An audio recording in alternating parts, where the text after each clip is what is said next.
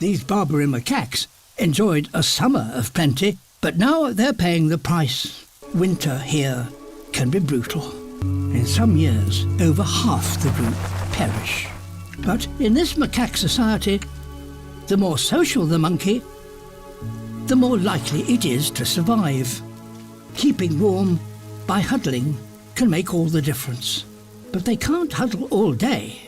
They must eventually break apart to feed. They spread out, searching for food.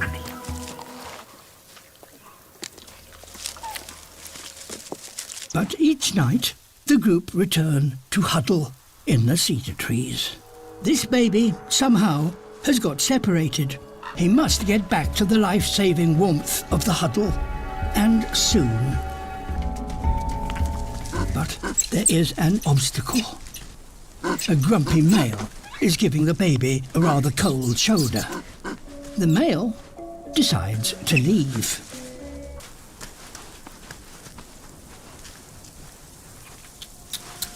At last, an enthusiastic reception. The male has had less luck